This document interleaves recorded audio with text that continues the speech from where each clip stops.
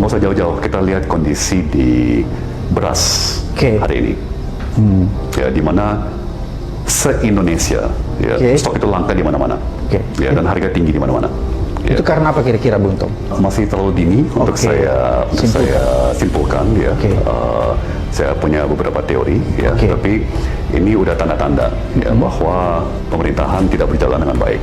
Ya kan? Dan nanti masih akan banyak tantangan lagi ya, yang hanya bisa diselesaikan melalui proses teknokratis yang terbuka, transparan, dan akuntabel. CEO Kapten Timnas Anies Baswedan Muhaimin Iskandar, Thomas Trikasih Lembong, mengkritik pasar beras saat ini sedang kacau balau. Tom menilai kondisi itu disebabkan kebijakan bansos pemerintahan Jokowi jelang pemilu 2024. Ia mengatakan kondisi pasar beras di Indonesia lagi kacau balau, dan itu kalau ditanggapi secara teknokratis, secara profesional, hampir pasti ada kaitannya dengan kebijakan yang diambil di saat-saat bulan pemilu terkait bansos. Menurut Tom, kebijakan bansos jelang pemilu telah menguras 1,3 juta ton stok beras di Bulog. Ada indikasi bahwa kebijakan bansos yang ditempuh itu menguras stok Bulog sampai 1,3 juta ton. Itu angka yang sangat signifikan. Ya, di se-Indonesia itu lagi kacau balau. Ya. Dan itu kalau saya menanggapi secara teknokratis ya, secara profesional, berpasti ada kaitannya dengan kebijakan yang diambil di saat-saat di bulan-bulan pemilu ya, terkait bansos ya. Ada indikasi bahwa kebijakan bansos yang ditempuh itu menguras stok Bulog sampai 1,3 juta ton ya, itu angka yang sangat signifikan. Lebih lanjut, Tom menilai mahalnya harga beras saat ini memperlihatkan bahwa roda-roda pemerintahan tidak berjalan dengan baik. Ia lalu menyinggung terkait kebijakan publik yang saat ini malah dipolitisasi. Kalau kebutuhan pokok yang mendasar seperti beras saja sekacau ini, bayangkan aspek-aspek kebutuhan masyarakat yang lainnya yang diurus oleh kementerian-kementerian lain. Jadi itulah yang terjadi kalau pemerintahan dan kebijakan terlalu dipolitisasi. Kami sebagai petani juga merasakan dampaknya. Kenapa? Tidak sesuai dengan apa yang kami keluarkan untuk biaya perawatan ini semua. Ketika kami jual gabah dengan harga murah, tetapi setelah jadi beras, kenapa kok bisa mahal? Nah, sementara ini nanti yang makan orang-orang elit, kita hanya memilih beras Bulog yang lebih murah. Itu pun harus ngantri. Tom berharap pemerintah bisa segera mengurus keperluan masyarakat. Ia khawatir sibuknya pejabat dengan politik menghambat upaya-upaya preventif yang dilakukan menjelang bulan Ramadan. Ia berasumsi pejabat sekarang lagi sibuk menjadi pemadam kebakaran soal beras. Jadi berapa kapasitas pemerintah yang masih tersisa untuk persiapan jelang Ramadan misalnya. Sementara itu, menanggapi pemerintah yang membahas program makan siang dan susu gratis dalam sidang kabinet paripurna di Istana Negara, Tom mengatakan pembahasan kebijakan peningkatan gizi masyarakat sebaiknya melalui diskusi yang lebih teknokratis. Selain itu, Tom mengatakan pembahasan kebijakan itu harus berdasarkan data dan fakta. Kebijakan seperti nutrisi itu sebaiknya diproses melalui sebuah diskusi yang teknokratis, berlandaskan hitungan yang transparan dan data, fakta, realita. Semakin teknokratis, semakin profesional, semakin transparan, semakin baik. Ia enggan menilai etis atau tidaknya pemerintah membahas program salah satu capres ketika penghitungan KPU masih berlangsung. Ia lebih memilih membandingkan program makan siang gratis Prabowo Gibran dengan program peningkatan nutrisi ala Anies Muhaimin.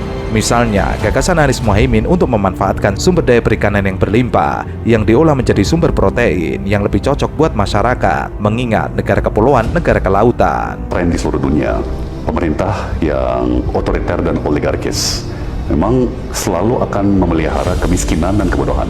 Ya, karena masyarakat yang miskin dan tidak bisa berpikir kritis ya, lebih gampang disetir ya, dan dibangun ketergantungan ya, yang kemudian bisa mempermudah rejim otoriter untuk menyetir masyarakat itu ya. Sementara negara-negara demokrasi itu selalu akan membangun sebuah kelas menengah yang tebal, ya, kelas menengah yang tebal, yang kuat ya, yang tidak rentan, karena itulah tulang punggung sebuah demokrasi dan juga tulang punggung sebuah ekonomi yang sehat. Tom juga memberikan uraian menarik terkait dengan sebuah negara yang dikuasai oleh oligarki. Ia menyebut pemerintahan yang dikuasai oleh oligarki akan terus memelihara kemiskinan. Alasannya, jika mereka terus miskin, maka mereka akan terus tergantung kepada program-program pemerintah. Akhirnya akan mudah untuk disetir. Lalu, daya kritis masyarakat akan tumpul. sehingga pemerintahan yang dikelola oleh oligarki akan mudah untuk menyetir masyarakat. Hal itu berbeda dengan negara-negara demokrasi yang mengelola kelas menengah dengan baik, sehingga ekonomi mereka bisa maju. Alasan Thomas Limbong menyebut negara demokrasi menjaga kelas menengah terus tumbuh karena merekalah yang nantinya akan memberikan tren positif kepada negara demokrasi. Jika kelas menengah lemah, maka menurut Thomas Limbong, negara tersebut akan lemah karena kelas menengah bagi lingkaran positif atau lingkaran setan. Namun hal berbeda di pemerintahan yang dikuasai oleh oligarki. Mereka akan terus memelihara kemiskinan agar masyarakat bisa disetir. Thomas Limbong melanjutkan, jika kelas menengah di suatu negara terus melemah, maka negara tersebut juga akan ikut lemah. Bahkan bisa terjadi kebangkrutan. Maka dari itu, ia menghimbau agar pemerintah memperhatikan kebijakan yang pro dengan kelas menengah. Kelas menengah yang terus tebal akan memberikan tren positif kepada suatu negara. Tapi menurut Limbong, kelas menengah bukan hanya penghasilannya saja, tapi soal pendidikan, soal kesehatan, dan juga kesejahteraan keluarganya. Karena merekalah yang akan mengontrol dan juga memberikan kritik kepada pemerintah. CEO Kapten Tim Nasional Pemenangan Anies Baswedan, Muhaimin Iskandar, Thomas Limbong atau biasa dipanggil Tom Limbong, ia mengatakan pemerintah era Presiden Jokowi terlalu terobsesi dengan hardware atau infrastruktur sehingga melupakan software atau sumber daya manusia, sehingga membuat sektor-sektor kerakyatan terbengkalai. Ia mengatakan bahwa pemerintahan era Presiden Jokowi sudah saatnya selesai. Ia juga mengatakan kebijakan hilirisasi tidak sangat berorientasi pada pasar, tapi sangat didorong oleh pemerintah tapi tidak memperhatikan pasar yang ada. Ia memberikan contoh ketika pemerintah saat melihat harga nikel bagus dengan permintaan yang tinggi karena semua baterai mobil listrik pakai nikel. Alhasil, nikel menjadi mahal dan industri akan mencari alternatif bahan baku lain ketika bahan baku nikel mahal dan pasokannya tidak stabil. Masalah kedua, hilirisasi adalah pemerintah terlalu fokus pada nikel dan baterai, sehingga menyebabkan kebijakan menjadi terlalu sempit bagi sektor lain. Sebetulnya, industri nikel ini padat modal, sama sekali bukan padat karya, apalagi pabrik mobil listrik yang bekerja robot, mekanisme otomatis sehingga sedikit sekali manusia yang bekerja di situ. Akhirnya, dampak ke lapangan kerja menjadi minim. Ia menyebut masalah standar lingkungan hidup di sektor pertambangan maupun smelter jauh dari yang diperlukan. Ia juga menyoroti kebutuhan tanah yang besar untuk menggali nikel beserta dampaknya. 1 kg nikel sama dengan jumlah tanah yang digali atau diproses sangatlah besar. Sementara, setelah nikel dikeluarkan dari tanah, tanah itu menjadi racun. Kalau kita mau mengolah tanah, tidak menjadi racun, itu membutuhkan kos yang besar. Sekali lagi, kami tidak anti hilirisasi. Ya. Hilirisasi itu juga ada dalam visi Anies Muhaimin, ya kan? Yang kita anti adalah hilirisasi yang ugal-ugalan, ya, sebagaimana dilaksanakan di sektor nikel di Indonesia. Ya. Sebenarnya kan hilirisasi ini istilah keren untuk sebuah industri yang sudah ada ratusan tahun, yaitu namanya industri pengolahan. Ya, jadi mengolah gabah menjadi beras itu juga hilirisasi, itu pengolahan. Ya kan, mengolah tebu menjadi gula itu juga pengolahan. Ya. Dan itu 1/4 daripada ekonomi Surabaya adanya di sektor industri pengolahan. Ya, jadi tentu saja kita tidak anti industri pengolahan. Ya. Tapi pertama jangan laksanakan apapun juga termasuk hilirisasi nikel secara ugal-ugalan. Ia juga mengatakan bahwa Anies Baswedan sudah saatnya memimpin Indonesia. Meskipun kalah dana, Anies Baswedan bisa meniru Susilo Bambang Yudhoyono saat melawan incumbent Megawati Soekarno Putri. Saat itu, Megawati sudah mencalonkan diri menjadi calon Presiden Republik Indonesia, sementara SBY belum punya partai. Namun di hasil akhir, SBY lah yang menjadi Presiden Republik Indonesia 2 periode. Masyarakat tahu apa yang dibutuhkan oleh Indonesia. Saat itu memang Indonesia sedang dilanda terorisme, sehingga sosok SBY lah pemimpin yang kaku prosedural yang bisa mengetaskan masalah terorisme di Indonesia. Namun berjalannya waktu, di akhir kepemimpinannya, SBY tidak lagi dipercaya oleh masyarakat karena dianggap tidak menambah infrastruktur. Lalu majulah Jokowi, antitesa dari SBY yang kemudian membangun infrastruktur. Namun di akhir masa jabatannya, masyarakat dikejutkan dengan rusaknya tatanan lembaga tinggi negara. Hal itulah yang membuat masyarakat ingin pemimpin yang mengedepankan prosedur dan juga hasil. Bukan hanya itu, Thomas Limbong juga memberikan komentarnya terkait investasi di Rempang. Alasannya, terjadi penggusuran dengan kekuasaan dengan dalih investasi, sehingga masyarakat sekitar menjadi korbannya, terusir dari tanahnya sendiri. Hal itu diungkapkan Tom Limbong dalam podcast YouTube Novel Baswedan. Kasus di Rempang sebenarnya bisa diselesaikan dengan baik-baik.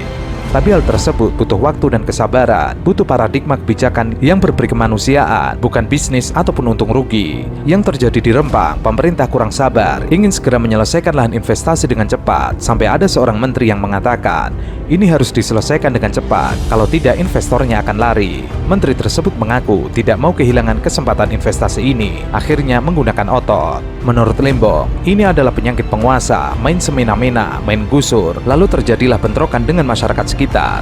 Itu adalah contoh negatif dari investasi, menggunakan power kekuasaan mengusir warga setempat dengan dalih investasi. Padahal ada banyak contoh positif dari investasi, yaitu syaratnya sabar, bahkan sampai menyiapkan modal untuk bersabar hingga bakar uang. Menurut Lembong, itu bisa dimasukkan dalam hitung-hitungan investasi jika menggunakan cara benar untuk berinvestasi. Mestinya pemerintah jujur apa adanya. Jika investasi ini akan butuh waktu, itu adalah contoh yang positif. Ada juga yang sangat positif. Investor bersabar, memberikan waktu dan ruang untuk berdiskusi publik, untuk cek solusi bersama rakyat setempat, lalu bisa dengan hati mengajak masyarakat sekitar untuk kerjasama agar menumbuhkan ekonomi warga sekitar. Seumpama masyarakat setempat dilibatkan untuk menyediakan catering, baik makan minum untuk para pekerja di sana, memang itu awalnya akan sangat pusing, karena harus mengajari masyarakat agar bisa menyediakan catering yang berkualitas, memenuhi standar dan konsistensi.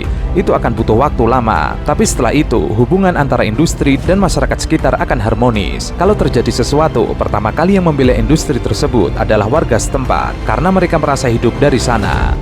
Tantangan pelik seperti yang kita lihat di Rempang, Itu sebenarnya bisa diselesaikan dengan baik-baik, ya.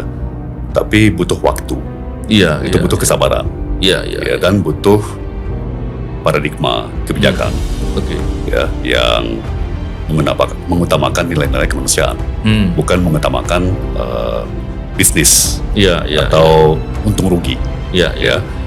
Apa yang terjadi? Ya udah nggak sabar, udah nggak sabaran, ya kan? This is taking too long. Ya, kita harus selesaikan, kita mau selesaikan ini dengan cepat. Bahkan ada yang mengatakan, ya ini harus selesai dengan cepat karena kalau nggak investornya lari. Saya tahu menterinya itu, Pak Tom. Saya tidak mau kehilangan kesempatan investasi ini. Akhirnya pakai otot. Balik lagi ke mental penguasa, banyak gusur, ya kan? Artinya terjadilah bentrokan dengan rakyat setempat. Itu satu contoh yang menyedihkan, tentunya memprihatinkan. Banyak contoh positif, ya, di mana investor bersabar dan menyiapkan, bahkan kalau perlu modal untuk bisa bersabar. Jadi dia bakar uang, karena dia menyadari itu butuh waktu, kan, dan itu masukin aja ke dalam hitungan biaya total investasi, kan? Dan itu cara benar untuk membina investasi, ya. Jujur, harus jujur bicara kepada investor. Selain itu, pemerintah juga bisa mengajak generasi muda, diajak membuat dapur, dihitung berapa yang dibutuhkan, berapa tahun sampai balik modal, memberikan subsidi sampai generasi muda di sana bisa bertahan secara mandiri. Itulah investasi menggunakan hati. Selain itu, terkait dengan penggusuran masyarakat, Thomas Lembong memberikan solusi, salah satunya mengajak generasi muda untuk berdiskusi, mencari desain tempat tinggal yang sesuai dengan kearifan lokal warga setempat. Yang terpenting dalam investasi adalah lebih banyak memakai otak daripada dengan otot. Norma dulu yang dikedepankan, setelah itu baru uang. Berawal dari norma nilai yang baik, justru profitnya akan lebih besar, tapi jangka panjang. Karena itulah prinsip berinvestasi, mengorbankan nikmat jangka pendek untuk mendapatkan sesuatu lebih baik dan besar dalam jangka panjang.